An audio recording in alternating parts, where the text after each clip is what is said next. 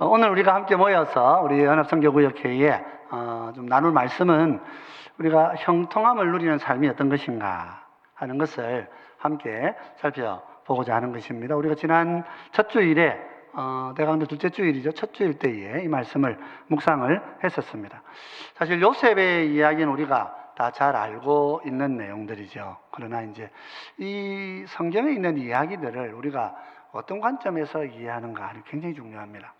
그냥 재밌는 이야기라고 보면 춘향전보다 요셉 이야기 더 재밌죠. 그래서 우리나라에서 제일 구도가 잘 짜여져 있는 문학이 이제 춘향전이다 그런 얘기 하거든요. 육각형 구조니 이렇게 분석을 하기도 하는데 아마 성경 전체 이야기 중에서 요셉의 이야기가 아마 제일 재밌는 이야기 중에 하나입니다.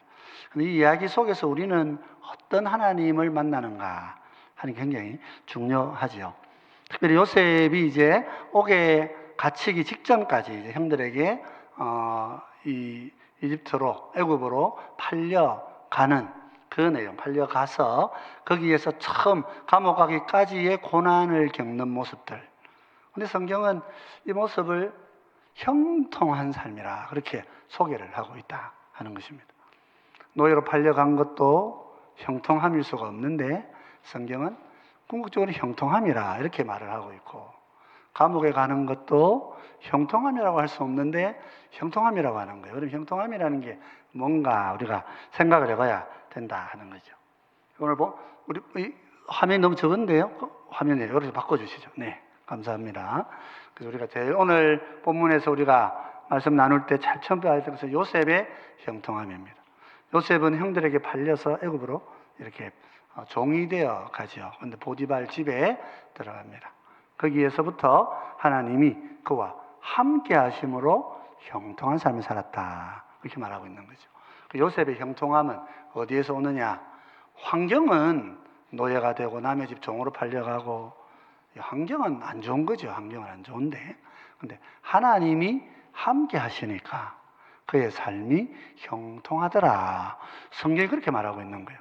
그러면 우리에게 오신 하나님은 환경은 좀 어렵고 힘들고 수고롭게 하시더라도 하나님이 우리와 함께 해주심으로써 우리의 삶의 자리가 형통함을 이루도록 해가시는 것이 분이시다 하는 우리가 알 수 있죠. 그래서 요셉의 이런 형통함이 소개가 되어집니다.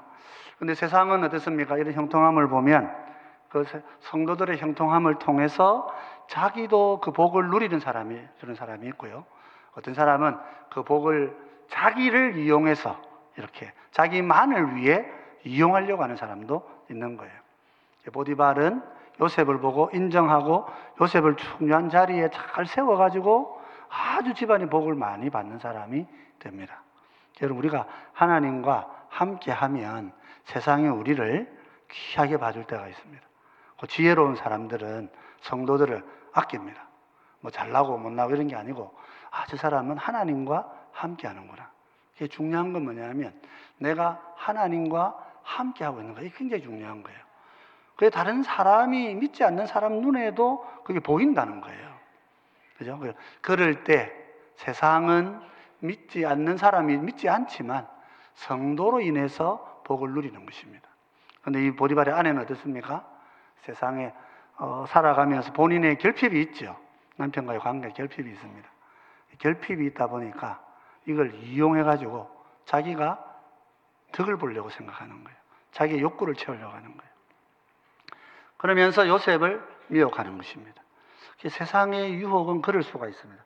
잘 되고 형통한 분을 보고 옆에 찾아와가지고 함께 악을 도모해보자.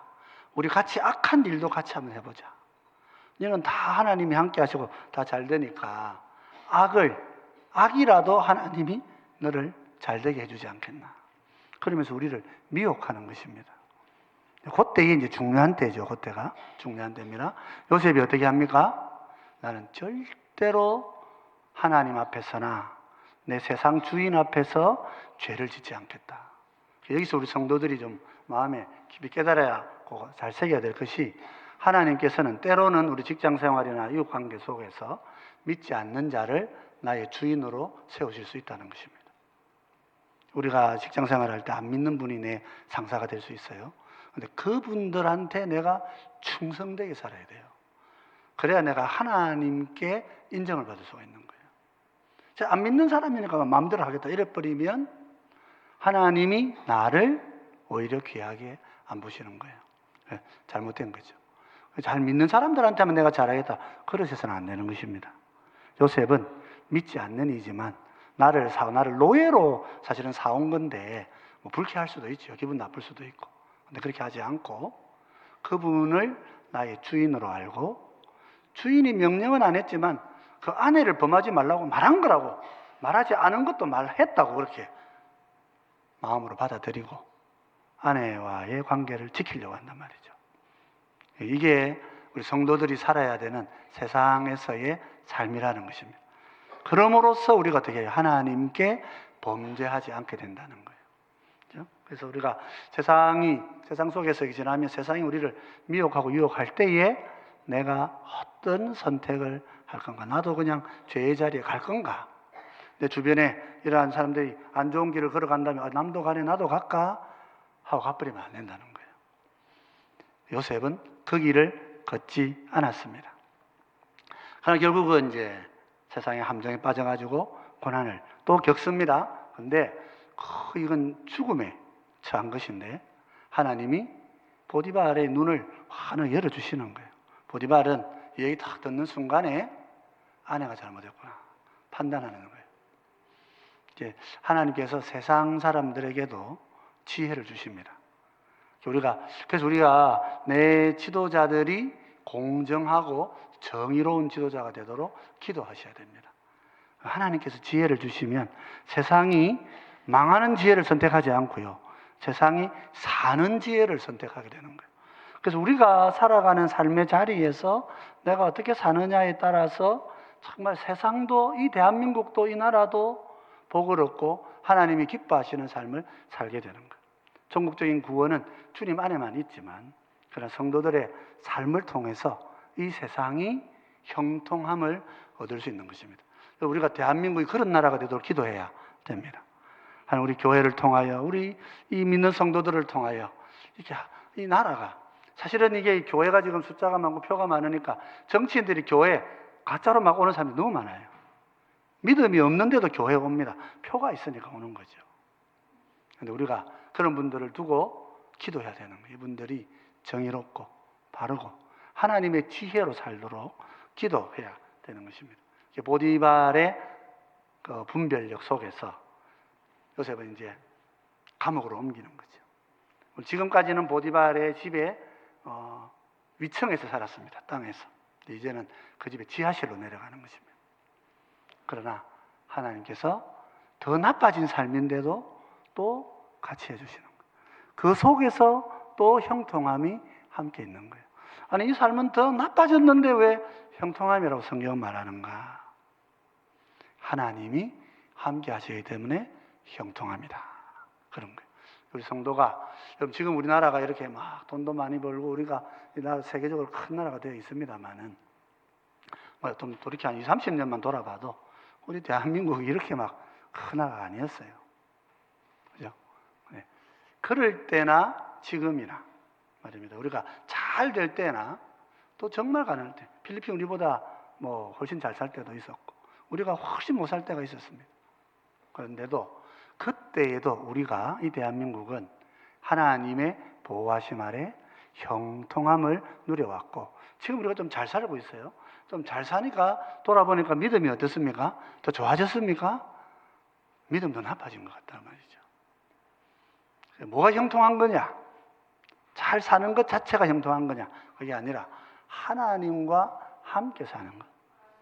내 속에 하나님이 함께 계시고. 그 지금 요셉의 이야기 속에서는 하나님이 잘 되게 해가 총리되게 해가 성공하게 해준다. 이런 이야기가 중심 주제가 아니고 요셉이 아무리 무너지고 깨어지고 잘못되고 저 지하실 밑에 갇혀도 하나님은 그곳에 함께 하신다.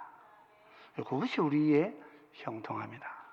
그렇게 말씀해 주고 있는 것입니다. 그래서 여러분 오늘 우리도 아마 어려움을 겪는 분도 계시고 삶이 좀 더 좋아지는 분도 계실 거예요. 우리 안에 더 나아진 분도 계시고 또 어떤 분은 또 힘든 삶이 있을 거예요. 근데 잘 됐느냐, 어려워졌느냐, 이 중심이 아니고 어느 곳에서 내가 주님과 지금 함께 살아가고 있느냐 하는 거예요. 잘 되고 있는데 주님과 더 멀어질 수가 있습니다. 근데 잘 못 될수록 더 주님께 가까이 갈 수 있는 거예요. 내가 몸이 아프면 잘 안 됐구나 생각이 쉬운데 몸이 아프니까 어떻습니까? 더 한행 찾는 거예요. 저도요, 이 내시경하고 와가지고 뭐 속 괜찮다고 밥 먹고 뭐 했다가 배가 갑자기 아파가지고 병원에 찾아가가지고 갔는데 막 무릎 꿇고 병원에 앉아가 주님 하고 기도 열심히 했어요. 살려달라고. 배가 아프니까 뭐 다른 거 할 수가 없는 거예요. 아픈 건 안 좋은 건데 아프니까 믿으면 더 빛나게 되는 거예요. 주님 앞에서 빨리 배를 낫게 해주시라고. 그래서 새벽에 한 4시, 5시까지 막 통증이 좀 결국은 이제 나아졌어요. 안 좋은 일이지만 내가 주님과 함께 있느냐, 같이 있잖아. 그것이 형통합니다. 장세 요셉의 이야기는 우리에게 이런 교훈을 줍니다. 그래서 오늘 우리 구역 모임 하시면서 이런 형통함이라든지 내 삶에 오는 도전이라든지 미혹이라든지 또 하나님 나라를 보호해 주신 경험들, 또 그래서 지금 또 전에보다는 좀 못해도 그래도 지금 내 삶이 하나님과 동행하고 있다 하는 이런 내용들을 우리가 서로 함께 나누면서, 그죠? 서로 함께 나누면서 같이 말씀을 서로 주고받을 때, 그럼 서로를 격려하고 또 함께 기도하실 때 하나님 우리가 또 더 깊이 함께 해주실 줄 믿습니다. 우리 그런 마음을 가지시고 오늘 우리 선교 구역 연합예배에 함께 기쁨으로 잘 들으시는 우리 모두가 되시기를 주의 이름으로 축원드립니다.